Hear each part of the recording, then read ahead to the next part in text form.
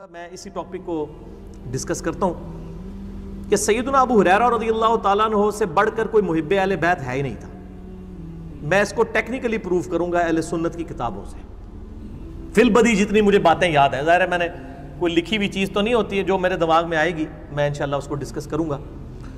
پہلے تو میں سیدنا ابو ہریرہ کے حوالے سے ایک کلیریفیکیشن دے دوں کہ یہ بات ٹھیک ہے کہ سیدنا عمر رضی اللہ تعالیٰ عنہ نے اپنے مبارک دور میں ان پہ احادیث بیان کرنے کے اعتبار سے سختی کی ہوئی تھی، اور اس کے پیچھے یہ ریزن نہیں تھی کہ وہ حدیثیں گھڑتے تھے نعوذ باللہ، بلکہ یہ تھی کہ سیدنا عمر کا موقف یہ تھا کہ لوگوں کو قرآن کی طرف بلایا جائے، حدیثوں کو سیکنڈ پرائورٹی پہ رکھا جائے، جو میرا آج بھی موقف ہے۔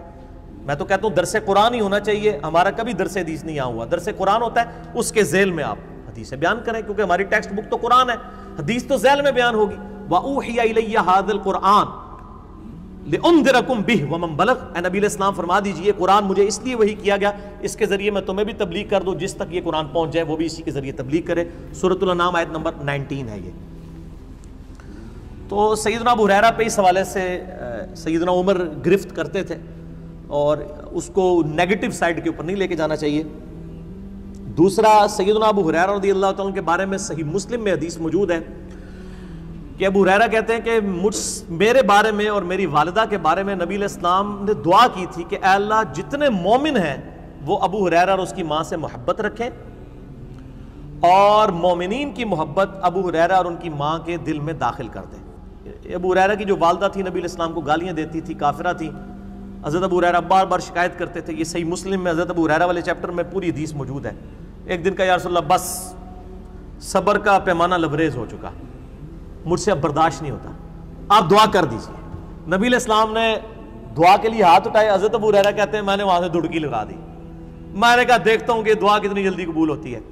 کہتے ہیں گھر پہنچا دروازہ بند، دروازہ کھٹکھٹایا تو اماں نے کہا باہر ہی رہ، میں غسل کر رہی ہوں۔ غسل کر کے باہر آئی، مجھے لے جاؤ نبی علیہ السلام کے پاس، کلمہ پڑھ لیا، اور وہاں نبی علیہ السلام نے دعا کیا اللہ ابو ہریرہ اور ان کی ماں کی محبت تمام مومنین کے دلوں میں ڈال، اور مومنین کی محبت ان دونوں کے دلوں میں ڈال۔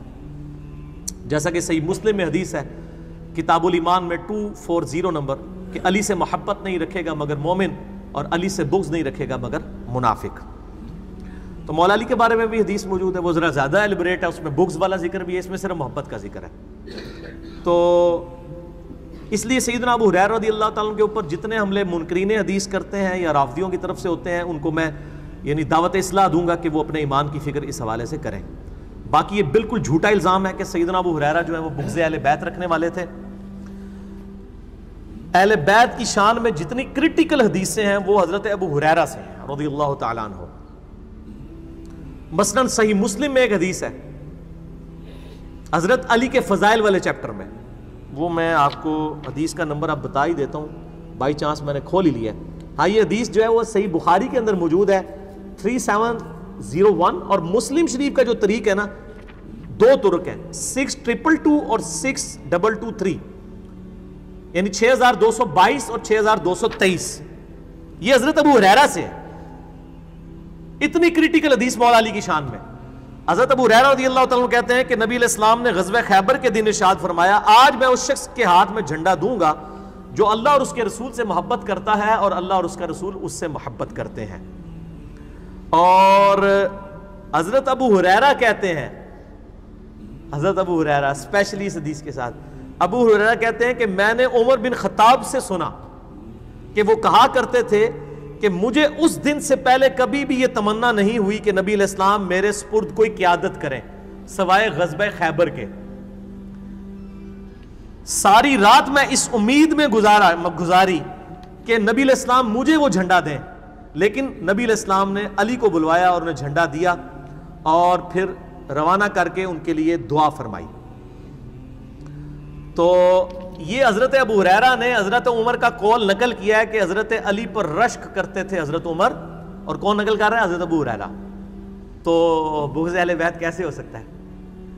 اہل سنت کے ہاں ایک وہ جعلی روایت تاریخ کی کتابوں میں ہے کہ حضرت ابو بکر کی نیکیوں پہ حضرت عمر رشک کرتے تھے، وہ جھوٹی روایت ہے۔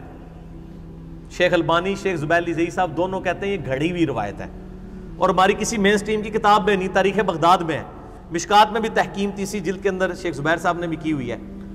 جعلی روایت پبلک کے اندر مشہور ہے، اور کئی میں نے اہل سنت کے بڑے بڑے علماء کو، بریلوی، دیوبندی، اہل حدیث، تینوں گروہوں کے علماء کو حدیث بیان کرتے ہوئے سنا ہے، لیکن یہ حدیث میں نے آج تک کسی کو بیان کرتے ہوئے نہیں سنی۔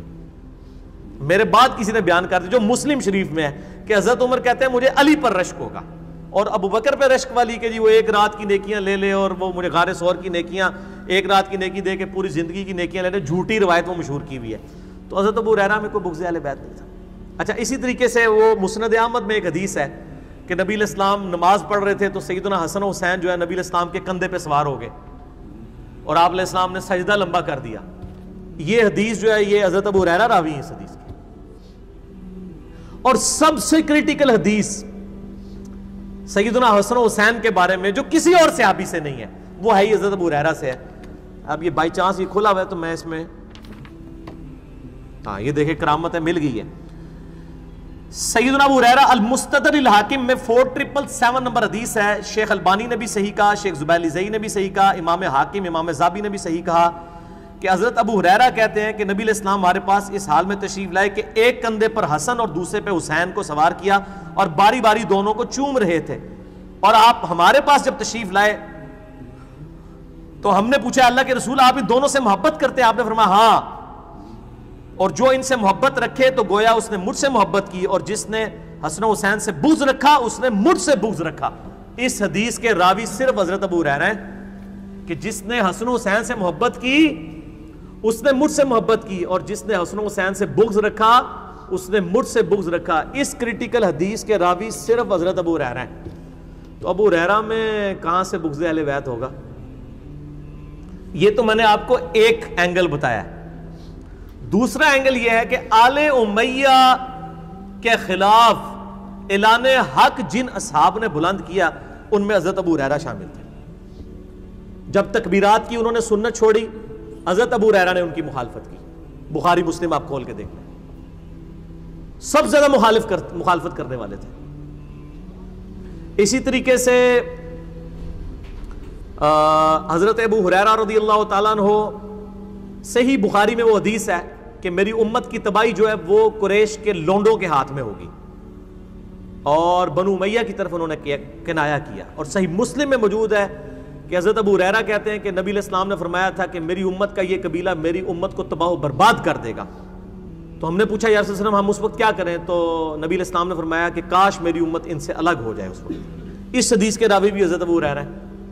پھر المستدرک الحاکم میں اور مسند ابی یعلا میں جو روایت ہے کہ نبی علیہ السلام نے بنو امیہ کے بندروں کو اپنے ممبر پہ ناچتے کودتے ہوئے دیکھا۔ حضرت ابو ہریرہ کہتے ہیں نبی علیہ السلام نے یہ خواب دیکھی اور اس کے بعد آپ چند دن زندہ رہے، آپ کو ہم نے مسکراتے ہوئے نہیں دیکھا، آپ اتنے غمگین تھے کہ میرے ممبر پہ بنو امیہ کے بندر آ کے بیٹھ جائیں گے، یعنی ان کے حکمران، میری وفات کے بعد۔ اس حدیث کے راوی بھی حضرت ابو ہریرہ ہیں۔ یار جو بنو امیہ کے لوگوں کو بندروں والی روایت جو ہے وہ حضرت ابو ہریرہ سے روایت ہے، ٹھیک ہے جی۔ ہر موقع پہ وہ آل امیہ کی مخالفت کرتے تھے۔ بخاری میں حدیث موجود ہے، مروان ایک دفعہ چلا گیا تو مدینے کے اوپر نائب بنا کے چلا گیا حضرت معاویہ کے دور میں حضرت ابو ہریرہ کو۔ تو انہوں نے جب جمعے کی نماز پڑھائی تو انہوں نے وہی صورتیں پڑھی جو نبی علیہ السلام پڑھتے تھے۔ تو بعد میں آ کے پھر لوگوں نے مروان کو شکایت کی کہ جی علی بن ابی طالب جو کوفے کے اندر پڑھا کرتے تھے نا، ابو ہریرہ نے آج وہ تلاوت کی ہیں صورتیں۔ تو مروان نے بلا کے حضرت ابو ہریرہ سے کہا کہ تم نے وہ علی والی صورتیں، انہوں نے کہا علی والی نہیں ہے، وہ نبی والی ہیں۔ علی جو کچھ کوفے میں جمعے کی نماز کی صورتیں پڑھاتے تھے وہ نبی علیہ السلام نے تعلیم دی تھی۔ تو ایک پورا چیپٹر ہے۔ حضرت ابو ہریرہ کا یہ پہلو لوگوں سے پوشیدہ ہے۔ ظاہر ہے کہ جب سنی جو ہے وہ اپنی زبانیں بند کر کے اور اپنے اپنے بلوں میں گھسے ہوئے ہیں، صحیح بات لوگوں کو بتانے کے لیے تیار نہیں ہے، شیعہ بھی اسی طریقے سے ہیں، تو لوگوں میں ظاہر ہے دراڑیں تو بڑھے گی۔